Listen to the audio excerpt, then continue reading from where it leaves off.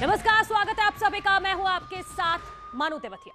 अंबेडकर नगर में जमीनी विवाद को लेकर दो पक्ष आपस में भिड़ गए। इस दौरान दोनों तरफ से जमकर लाठी डंडे चले हैं। मारपीट के दौरान एक महिला के सिर में गंभीर चोटें आई हैं। बताया जा रहा है कि मारपीट के दौरान महिला बचाव के लिए गुहार लगाती रही, लेकिन किसी ने उसकी मदद नहीं की।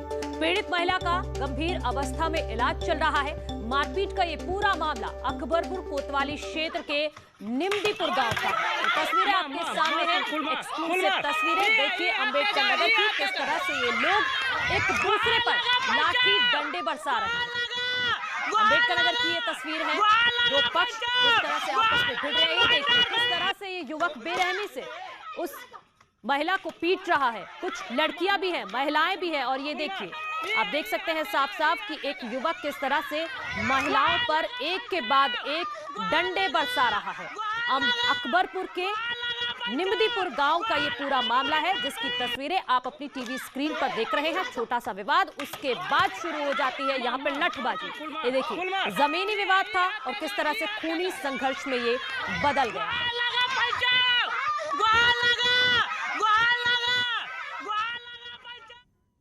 बात एक बड़ी खबर की करते हैं तो एटा में शराबी पति की पत्नी और साले ने मिलकर हत्या कर दी। पुलिस ने पत्नी और हत्यारे साले को गिरफ्तार कर लिया है। गिरफ्तारी के बाद पत्नी ने बताया कि उसका पति शराब के नशे में उसे और बच्चों को मारता था, जिससे परेशान होकर उसने अपने भाई के साथ मिलकर पति को मौत के घाट उतार दिया। थाना जैतुरा के केसरपुर गाँव की ये घटना है।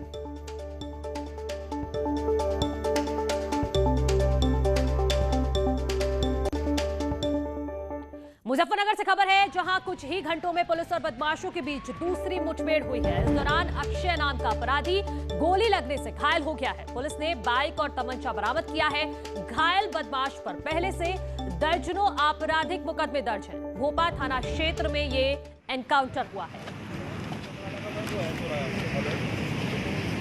मुजफ्फरनगर में पुलिस और बदमाशों के बीच मुठभेड़ हुई। अक्षय नाम का ये अपराधी है जो आप अपनी टीवी स्क्रीन पर देख रहे हैं।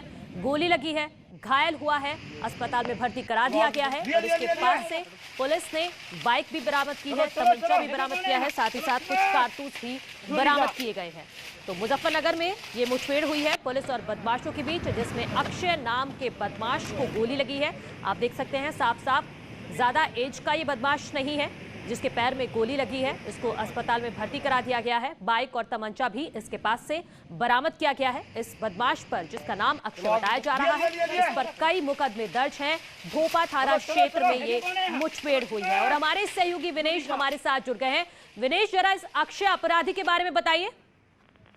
देखिए, जो अक्षय नाम का जो अपराधी है, इसके खिलाफ दर्जन भर मुकदमे दर्ज है, जिसमें लूट, हत्या और कई संगीन धाराओं के मुकदमे हैं। पुलिस को इसकी काफी समय से तलाश थी और आज जब पुलिस चेकिंग अभियान चला रही थी, तभी मुखबिर की सूचना से जानकारी मिली कि नहर की पुलिया की तरफ से कोई बदमाश कोई वारदात को अंजाम देने की फिराक में है। जिसके बाद पुलिस ने जंगल को घेर लिया और कॉम्बिंग के बाद इस बदमाश को मुठभेड़ के दौरान ये बदमाश घायल हुआ है, जिसमें इसके पास से एक बाइक और तमंचा भी बरामद किया गया है। बहुत शुक्रिया विनेश आपका तमाम जानकारी के लिए। तो मुजफ्फरनगर पुलिस को बड़ी कामयाबी मिली है।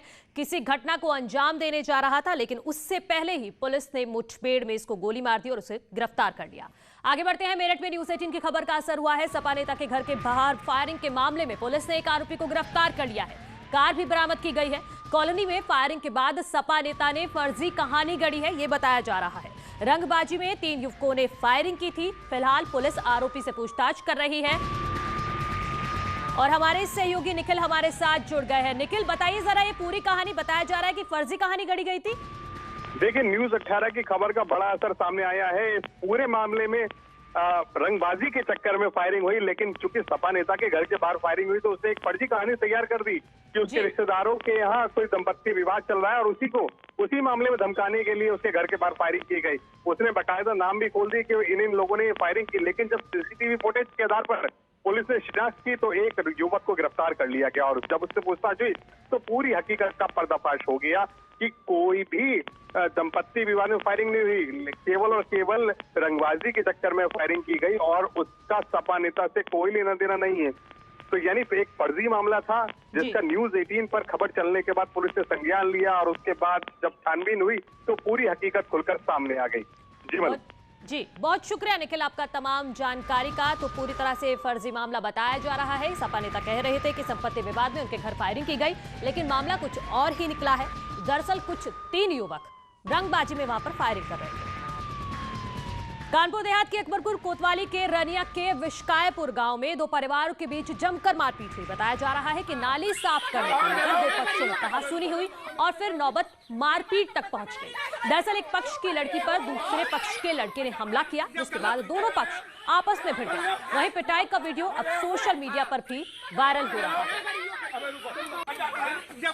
कानपुर देहात की ये तस्वीरें हैं जहां पर एक लड़के ने छात्रा की पिटाई की। बुलंदशहर में 2 पक्षों में मारपीट और पथराव हुआ है। मामूली कहासुनी के बाद दोनों ओर से ईंट पत्थर और लाठी डंडे चले हैं। सूचना पर पुलिस भी पहुंची है, जिसके बाद पत्थरबाजी की घटना रुकी। वहीं पुलिस ने इस मामले में दोनों पक्षों के कई लोगों को हिरासत में ले लिया है। मामला बुलंदशहर के डिबाई कोतवाली इलाके के दानगढ़ गांव का है।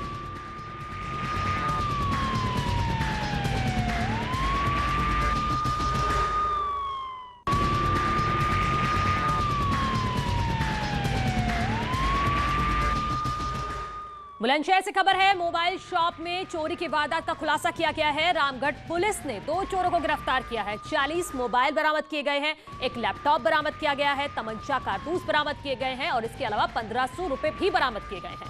30 सितंबर की रात को चोरों ने शटर काटकर लाखों रुपए की कीमत के मोबाइल और लैपटॉप चोरी कर लिए थे। 30 सितंबर की रात को थाना रामघाट क्षेत्र में एक मोबाइल की दुकान में चोरी हुई थी, जिसमें उनका एक लैपटॉप, 40 मोबाइल फ़ोन और 1500 रुपये चोरी गए थे। थाना रामघाट की पुलिस लगातार प्रयास कर रही थी और उसी के क्रम में ये 2 चोर गिरफ्तार किए गए हैं, जिसमें से एक राजेश उर्फ लुक्का है जो गुन्नौर संभल का रहने वाला है, दूसरा रवदास है जो बबराला संभल जनपद का रहने वाला है।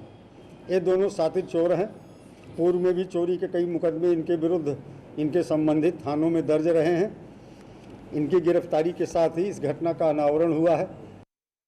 एटा में मोबाइल की दुकान पर लाखों की लूट का मामला सामने आया है। घटना सोमवार देर शाम की है, जहां मोबाइल खरीदने के बहाने दुकान पर 2 बदमाश घुसे और दुकानदार को गन पॉइंट पर लेकर गले में रखे 2 लाख रुपए लूटकर फरार हो गए। घटना नगर कोतवाली के दास मार्केट की है। लूट की सूचना पर पुलिस मौके पर पहुंची और मामले की जांच शुरू की। तो वहीं इस घटना के बाद से दुकानदारों में दहशत बनी हुई है। शाहजहांपुर में खून के रिश्तों को तार तार करने वाली घटना सामने आई है। यहां एक बाप ने बेटी के अवैध संबंधों को लेकर अपनी गर्भवती बेटी की गला दबाकर हत्या कर दी है। यही नहीं, बाप बेटे ने मिलकर बेटी के गला काटकर बोरे में बंद कर नाले के पास दफना दिया। एसपी के निर्देश पर पिता की निशानदेही पर शव को बरामद कर लिया गया है। तो वहीं पुलिस पिता बेटे को हिरासत में लेकर पूछताछ कर रही है।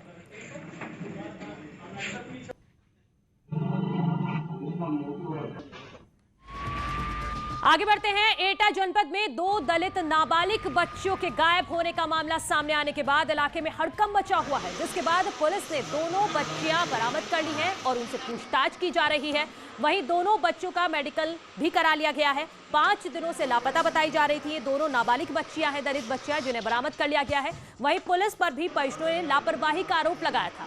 इसमें एक बच्ची हाथरस की रहने वाली है और ननिहाल में घूमने आई थी। दोनों बच्चों की उम्र 13 से 14 साल बताई जा रही है। फिलहाल दोनों बच्चों की मेडिकल रिपोर्ट आने के बाद और पुलिस पूछताछ और बयानों के बाद ही कुछ कहना संभव होगा। प्रोसीजर के अकॉर्डिंग जो मेडिकल का एथिक्स होता है, उसके अंतर्गत दोनों लड़कियां नाबालिग थी और उनके पास ऐसे कोई डॉक्यूमेंट नहीं थे। जो हम लोगों ने एग्जामिन किया, उनकी एज अराउंड 12 या 13 साल की थी। तो उसमें हम उनके माता पिता के कंसेंट के बिना नहीं कर सकते मेडिकल। बाद में उनके माता पिता को बुलाया गया तो उनका कहना था कि हम अपनी बच्ची का मेडिकल परीक्षण नहीं कराना चाहते। मथुरा में डबल मर्डर की वारदात सामने आई है, जहां पुरानी रंजिश में बुजुर्ग दंपत्ति की हत्या कर दी गई है। आज सुबह सुबह ये खूनी खेल खेला गया है। वहीं वारदात की सूचना पर पुलिस मौके पर पहुंची और पुलिस ने 3 लोगों को हिरासत में लिया है।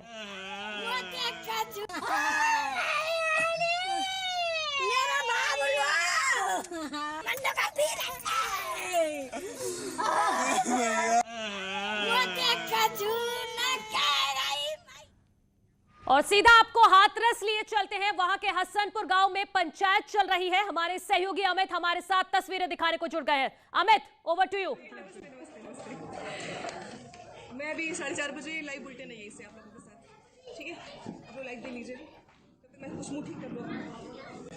अच्छा, ये लोग जो है ये सब अपने लोग। जी सुमित, आपको आवाज आ रही है?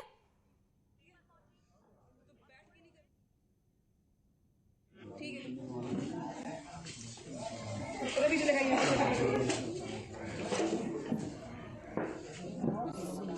जी बताइए सुमित, वहां क्या कुछ चल रहा है? पंचायत हो रही है, जानकारी दीजिए जरा।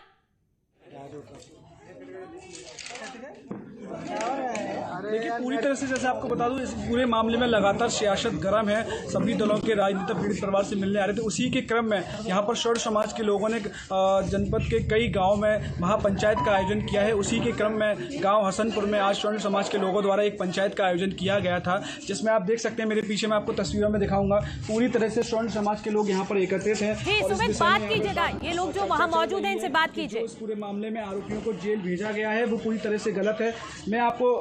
मैं बात कराऊंगा। क्या नाम है आपका? मैं एडवोकेट श्वेता राज सिंह हूँ, प्रदेश संगठन महामंत्री हूँ करणी सेना के। आज हम यहाँ पे हमारे राष्ट्रीय अध्यक्ष जी के साथ आए थे। वो अपने कुछ रिश्तेदारी में कुछ लोगों से मिलने के लिए आए थे, किंतु हमको गांव में आने से रोका जा रहा था। हर स्टेप पे हमारे लिए बैरिकेडिंग करके रखी गई थी। हमको किसी से भी बात नहीं करने दिया जा रहा था। हम यहाँ कोई सियासत करने नहीं आए, हम एक सामाजिक संगठन है। हम केवल न्याय मांगने आए हैं। हम ये चाहते हैं कि योगी जी ने सीबीआई जांच का आदेश दिया है, सीबीआई जांच हो और वो जो निर्दोष हैं उनको छोड़ा जाए और दोषियों को सख्त से सख्त सजा दी जाए। कहीं से भी करणी सेना किसी भी दोषी का साथ देने के लिए नहीं बैठी हुई है। अभी आपने कहा कि सवर्ण समाज का यहाँ पे पंचायत चल रहा है, यहाँ कोई पंचायत नहीं चल रहा है। हम सब अपनी रिश्तेदारी में आए थे, हमारा एक छोटा सा गेट टुगेदर था, तो यहाँ कोई पंचायत नहीं हो रही है। हाँ, हम लोग आए हैं यहाँ पे तो एक मैसेज ज़रूर हमारी तरफ से है कि योगी सरकार का निर्णय, जो उन्होंने सीबीआई जांच का निर्णय लिया है, उस निर्णय पे हम पूरी तरीके से उनको सपोर्ट करते हैं, हम उनके साथ खड़े हैं और हम चाहते हैं कि इन सभी लोगों का जो पीड़ित हैं और जो दोषी हैं सबका नार्को टेस्ट कराया जाए, सबका नार्को टेस्ट कराया जाए। और यही नहीं, योगी जी से आज एक एडवोकेट होने की हैसियत से, एक अधिवक्ता होने की हैसियत से मैं योगी जी से ये भी निवेदन करूंगी कि योगी जी ने बहुत सारे क्रांतिकारी न्याय किए हैं और उनसे ये निवेदन है मेरा कि नार्को टेस्ट और पॉलीग्राफ टेस्ट इस पे भी लॉ बना देना चाहिए कि किसी भी घृणित अपराध में ये नेसेसरी होना चाहिए। जी, अभी मैं जैसे आपको दिखाना चाहूँगा, हमारे साथ राष्ट्रीय उपाध्यक्ष भी मौजूद है करणी सेना के। हम उनसे भी जानकारी करेंगे कि यहाँ आज किस तरह से वो यहाँ पे पहुँचे हैं, क्या मांग वो रखते हैं। देखिए, मैं सबसे पहले मेरा परिचय, मैं मुकेश रावल, राष्ट्रीय उपाध्यक्ष हूँ करणी सेना का। हम लोग यहाँ आए तो जगह जगह बैरिकेडिंग करके रोक रखा है कि मुलाकात नहीं करने दी जा रही थी किसी से। हम लोग यहाँ अपने परिवार में है, परिवार में तो आदमी आ ही सकता है। जिस तरह से ये लगातार मांग की जा रही है कि इसमें नार्को टेस्ट दोनों ही परिवार का हो, तो होना है। जब हर मुलजिम को नार्को टेस्ट की आवश्यकता होती है, ये पार्टी ये क्यों पीछे क्यों हट रहे हैं? हमारी मांग है कि ये नार्को टेस्ट होगा इनका और सीबीआई जांच कराई जाएगी। ये भी तो हो सकता है कि दोषी घर में ही हो, इसे कैसे डिसीजन ले लेंगे? भाई, उन लोगों ने कह दिया, लड़की का आपने बयान सुना, लड़की ने संदीप नाम लिया। जैसा आपने बताया कि पूरी तरह से अभी थोड़ी देर पहले बात चल रही कि 2 संदीप हैं इस पूरे गेम में। जी बिल्कुल, पूरी तरह से बताइए स्पष्ट होकर कि कौन कौन संदीप हैं। जब उसका बयान है, लड़की ने ये कहा है कि संदीप ने मेरा गला दबाया है। उसमें उस वक्त किसी ने ये पूछा कि संदीप कौन सा था? ये अपनी दुश्मनी निकालने के लिए, लड़की की माँ का भी आपने बयान सुना है, उसने ये कहा है कि हमारी पुरानी दुश्मनी चली आ रही थी, आज उनको मौका लग गया, तुमको फंसा दिया गया। आपने देखा होगा, लड़का जो लड़का है, रामू जो लड़का है, वो वहाँ पे है। उसकी जो विजुअल आपने भी ली हुई है, वो सीसीटीवी कैमरे में है, वो चिलर प्लांट पे काम करता है। और इनमें से इनकी हैसियत देखिए, कितने गरीब तबके के लोग हैं, उन पे एलिगेशन लगाए जाना। और भी पूरे मामले में और भी लोग यहाँ पर एकत्रित हैं। सभी लोगों से क्रम बाई क्रम बात करेंगे, जानकारी करेंगे पूरे मामले में क्या चीजें सामने निकल कर आ रही है, आप बताइए। मैं ये कहना चाहती हूँ, पहले दिन से जब ये कांड हुआ उसी दिन से मेरे पास क्लिप आ रही थी कि ये जो हुआ है, ये आरोपी जिन्हें बताया जा रहा है वो आरोपी नहीं है, बल्कि वो फंसाए गए हैं। कुछ लोग तो यहाँ थे ही नहीं, तो उनको फंसाया गया। तो ये पूरी प्लानिंग है और पुरानी रंजिश का परिणाम है, जिसके तहत ये हत्या हुई है। और हत्या किसके द्वारा हुई है, इसमें 2 संदीप हैं, जैसा कि हमारे वरिष्ठ लोगों ने कह दिया है, करणी सेना के लोगों ने। तो मैं ये चाहता हूँ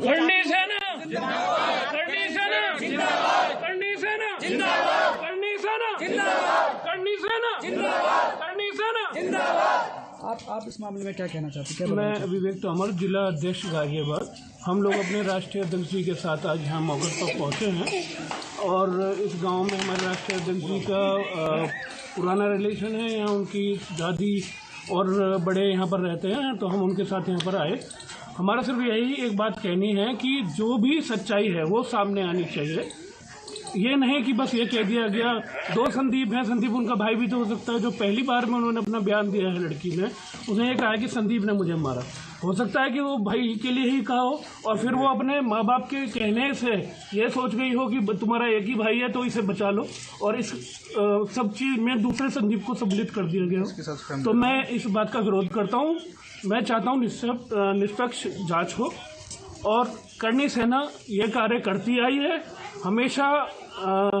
जो सत्य है उसे सामने लाने के लिए हम लोगों ने रोड पर हर जगह पर अपने विचार रखे, अपनी बात रखी है। वही हम यहाँ गांव में भी, जैसा कि यहाँ पर कई युवा भी मौजूद हैं, हम उनसे भी बातचीत करना चाहेंगे और आप बताना चाहेंगे कि आप क्या कहना चाहते हैं। मेरा नाम दुष्यंत परमार है। मैं जो हमारे राष्ट्रीय अध्यक्ष हैं श्री सुरजपाल सिंह अम्मू जी के राष्ट्रीय नेतृत्व में जो हमारी करणी सेना है, हम उनके यहाँ इस गांव में रिश्तेदार हैं।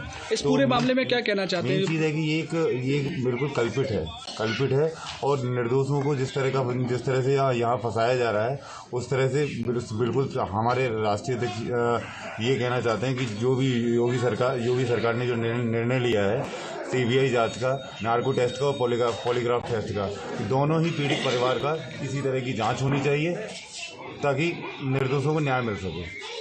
इस पूरे मामले में सभी लगातार कार्यकर्ताओं का, स्वर्ण समाज के लोगों का पूरी तरह से यही कहना है कि इस पूरे मामले में नार्को टेस्ट हो, सीबीआई की जांच हो। हम इस मामले में और भी जानकारी करेंगे और भी बातचीत करेंगे। यहाँ पर आप बार-बार कह रहे हैं सवर्ण समाज, तो हमारी मीडिया ये कार्य क्यों कर रही है? क्या सवर्ण समाज, दलित समाज ये आप क्यों अलग कर रहे हैं? हिंदू अलग नहीं है, हम एक सामाजिक संगठन है। हमारे यहाँ 36 कौमों को लेकर के हम चलते हैं। आप कैसे ये कह सकते हैं कि हिंदू अलग अलग है? आप दलित कह रहे हैं, आप सवर्ण कह रहे हैं, ये तरीका सही नहीं है। आज मैं नेशनल चैनल पे आपके माध्यम से ये कहना चाहती हूँ कि देखिए, करणी सेना 36 कौमों को लेकर के चल रही है। करणी सेना हिंदुओं को संगठित करने का कार्य कर रही है। यहाँ पे यदि करणी सेना पे इस तरह का एलिगेशन लगाया जाएगा,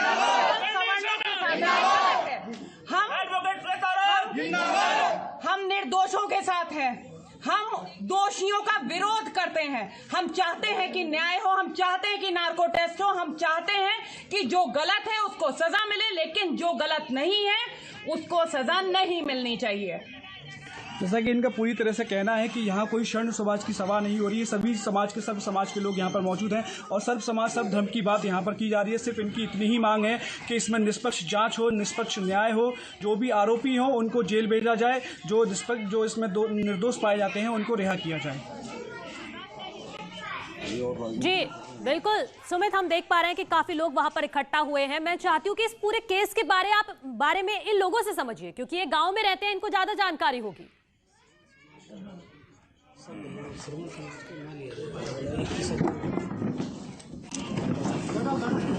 सबसे पहले मैं आपको बता दूं, अब यहाँ पर करणी सेना के राष्ट्रीय अध्यक्ष अम्मू जी अभी यहाँ पर पहुँच चुके हैं और उनसे जानकारी पूरी इस मामले में करना चाहेंगे कि किस तरह से इस पूरे मामले में राजनीतिक सियासत इस पूरे मामले में चल रही है। पूरा जो मामला चल रहा है, जैसे आप आज यहाँ पर आए थे, आपका गाँव है, आप यहाँ पर खेले हैं, यहाँ पर रहे हैं, किस तरह से इस पूरे मामले में जो बुलगढ़ी में मामला चल रहा है उसमें सियासत गर्म है, सियासत चल रही है। आप सर्व समाज की बात करते हैं, करणी शर्म समाज की बात करती है, जिस तरह से वहाँ पर राजनीति की आ रही है इस पूरे मामले में, आपका इस पूरे मामले में क्या राय है, क्या कहना चाहते हैं? बेटियाँ सबकी साझी होती है, बेटियाँ अमीर गरीब जात पात को नहीं देखती, बेटियाँ सबकी बराबर।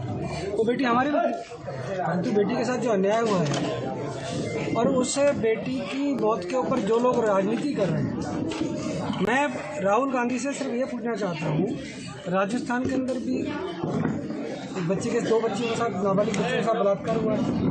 कितने गए आपने? पंजाब में आए दिन हो रहा है और कई जगह हो रहा है। आज कांग्रेस को केवल मात्र उत्तर प्रदेश के अंदर प्रियंका वाड्रा को स्थापित करने के लिए इस बात के ऊपर राजनीति करना एक दुर्भाग्य है। आप लोग आपस में, आपके विचारधारा नहीं मिलती होगी। कांग्रेस भाजपा का झगड़ा होगा, समाजवादी पार्टी का झगड़ा होगा, मीम और भीम का झगड़ा होगा, ऐसा लोग चाहते हैं। परंतु हम इतनी बात कहना चाहते हैं कि एक बच्ची की मौत के ऊपर जो सियासत हो रही है, जो दोषी हैं उनको फांसी लगे, सरेआम लगाओ, परंतु निर्दोष ना फंसे। करनी सेना हमेशा से एक बात की पक्षधर रही है। और हमें केवल मात्र ये नहीं कि इसी विषय को लेकर, पूरे हिंदुस्तान में जहाँ जहाँ कोई विषय बेटी के मामले में आता है, करनी सेना बेटी के सम्मान में हमेशा मैदान में रहती है। इस पूरे मामले में एक बात ये भी सामने आ रही थी, जिस तरह से मुख्यमंत्री ने इस पूरे मामले में कहा था कि सीबीआई जांच कराएंगे, और जब सीबीआई जांच की बात सामने निकल आई थी तो उस बेटी के परिवारजनों ने कहा था कि हम इसमें सीबीआई जांच की मांग नहीं करते हैं। सुप्रीम कोर्ट के जज के निर्देशन में इसमें एक पैनल बने और पूरी जाँच करें हुए। देश का ये पहला केस है कि सीबीआई जांच के लिए हर पीड़ित परिवार कहता है कि मुझे सीबीआई से जांच चाहिए, मुझे लोकल पुलिस के ऊपर, लोकल प्रशासन के ऊपर, लोकल सरकार के ऊपर, प्रदेश सरकार के ऊपर शक है, मुझे इससे न्याय मिलने की उम्मीद नहीं है। परंतु यहाँ उल्टा हो रहा है। मुख्यमंत्री कहते हैं सीबीआई की जांच, वो कहते नहीं, हमें नहीं चाहिए साहब। वो कहते हैं नार्को टेस्ट, हमें नहीं कराना साहब। अरे क्यों नहीं कराना भाई? चंद्रशेखर रावण आते हैं बीमार में, वो आती है यहाँ पर धमकी जांच कर लीजिए सबसे। वो पीड़ित परिवार के लिए वायु सुरक्षा की श्रेणी वाई+ मांग है, वाई+ की मांग भी की गई है। कल एडीजी ने भी निरीक्षण किया तो उसके बाद से पीड़ित परिवार के लोगों को, जो बेटी के परिजन हैं, उनको सुरक्षा के मद्देनजर उनको गनर भी प्रोवाइड कराए गए हैं। एडीजी राजीव कृष्ण का ये बयान था कल रात को न्यूज़ 18 की जब उनसे बात हुई थी। बिल्कुल, अगर उस परिवार को लगता है कि उनको खतरा है तो उनको सुरक्षा प्रदान होनी चाहिए, परंतु उस परिवार की भी चिंता करनी चाहिए जिनके निर्दोष बालकों को अंदर ठूसा हुआ है। पूरे मामले में एक ये भी बात सामने आई थी, जो एक इस पूरे मामले में जो आरोपी बताए जा रहे हैं रवि, देखो रवि, मैं क्या अम्मू जी आप उस पूरे मामले में क्या उस परिवार से मिलने जाएंगे? क्या उस परिवार का पक्ष जानने का प्रयास करेंगे जो पीड़ित से बता रहे हैं? आ जाओ साहब। जिनके रामू के बच्ची के पिता परिजनों से मिलने जाएंगे? मैं आपसे कह रहा हूँ, रामू के पिता खड़े हैं, इनकी हालत देखो, इस परिवार का क्या हाल हो गया। मैं इस परिवार से मिलने जाने वाला था, आज ये मेरे सामने खुद आ गए। मैं तो कहता हूँ, हम कहते हैं आज इस परिवार को, सुनो भैया सुनो, आज इस परिवार को भी न्याय की मांग करने का हक है कि नहीं? आपके बच्चे को, निर्दोष को फंसाया गया है। बिल्कुल नाराज। जिस समय ये घटना बताई जा रही है उस समय आपके बेटा कहाँ थे? रामू, मेरा बेटा टाइम पे ड्यूटी कर रहा चंपा आगरा रोड पे प्लांट पे, चिलर प्लांट पे जब बात आ रही है, वो मेरा ही बेटा है। मतलब जो व्यक्ति चिलर प्लांट पे था, उनके पिता कह रहे मेरा बेटा चिलर प्लांट पे था और इन्होंने उसको जेल में डाल दिया। तो न्याय की आवश्यकता किसको है? परिवार को। वो रोड की तरह शाम को सवेरे 7 बजे जाता है, 12 बजे वापस होता है, शाम को फिर 7 बजे जाता है, रात को 12 बजे। पहली जो FIR हुई उसके अंदर सिर्फ एक का नाम, बाद में किन के जवाब में 3 नाम। वो मेरा नाती है, रवि मेरो भतीजो है, रामू मेरो बेटा है, लवकुश मेरो पड़ोसी भतीजो का चाचा और क्या इस पूरे मामले में एक बात ये सामने आ रही थी, एक कॉल डिटेल भी इसमें वायरल हुई थी कि संदीप की लगातार लड़की से बात होती थी फोन पर। क्या इसके बारे में आपको कोई जानकारी है? ना, कोई जानकारी। क्या संदीप के उस लड़की से संबंध थे? मैं अब ऐसा, मैं तो पुराने ख्यालात का आदमी हूँ, इन बातों में मैं तो ध्यान देता हूँ। मैं तो ये कहूँगा मौजा मामले जानकारी यार होगी बच्चा। इस पूरे मामले में एक और बात सामने निकल के आई थी कि आज से 19 साल पहले आपके परिवार की और उनके परिवार का झगड़ा हुआ था। क्या ये भी बताया जा रहा है कि इस पूरे जो अब का जो घटनाक्रम है वो पिछली लड़ाई का लिया गया है बदला? सर मैं इसमें ना दूसरे की भावना मैं कैसे बता दूँ, लेकिन जो बात है बता रहा हूँ कि झगड़ा तो भाई हो आने का बात है। आपका इस पूरे मामले में निष्पक्ष क्या कहना है? निष्पक्ष जी कहना, अगर मेरे दोषी हैं बच्चा तो फांसी लगाओ, गोली मार दो। योगी बाबा कहते हैं कि 94 पोस्ट लगा दो अपराधी ने। मैं कह रहा हूँ ऐसे अपराधी ने समाज में जीवों को कोई हक ही ना है, सीधी गोली मार दो, बात खत्म भाई। इससे बड़ी बात नहीं कह सकते। इससे मैं न्यूज़ 18 पर कह रहा हूँ, एक बात कह रहा है कि अगर मेरा बेटा गलती पर है, उसका गुनाह किया है तो उसको फांसी। वो काय को बेटा है। ये बात लगातार सामने आ रही है, लगातार से जो परिवार है, जो दोषी इसमें बताए गए हैं, उनके परिवारजन लगातार से ये बात कह रहे हैं कि अगर हमारे बच्चे दोषी हैं तो उन पर कार्रवाई हो, हमारा भी नार्को टेस्ट कराया जाए, उनका भी नार्को टेस्ट टेस्ट कराया जाए, और बच्ची के घर वाले नार्को टेस्ट कराने से लगातार मना कर रहे हैं। आपसे क्या कह रहा हूँ, जो नार्को टेस्ट के लिए मना कर रहे हैं उनकी नीयत स्पष्ट नजर आती है। मैं एक बात कहता हूँ, सीबीआई की जांच हुई है और करनी सेना ये मांग करती है कि उनको न्याय मिलना चाहिए, नहीं मिलना चाहिए?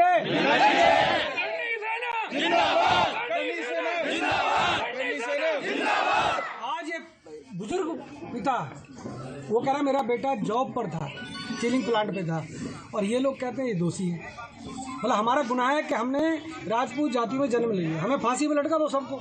हमको एक काम करो, सबको फांसी पे लटका दो, हम राजपूतों को, हम स्वर्ण जाति के जितने भी लोग हैं सबको फांसी पे लटका दो। अरे फांसी का फंदा दे दो चंद्रशेखर रावण को, राहुल गांधी को और प्रियंका वाड्रा को। अरे हमारा जीना आराम कर रखा है।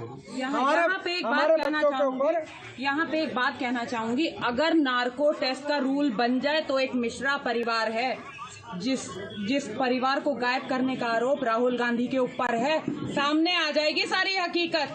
तो राहुल गांधी बहुत ज्यादा खड़े होकर के बोले ना, नेता ना बने, क्योंकि अगर नार्को टेस्ट का नियम बन गया तो वो जांच भी खुल जाएगी।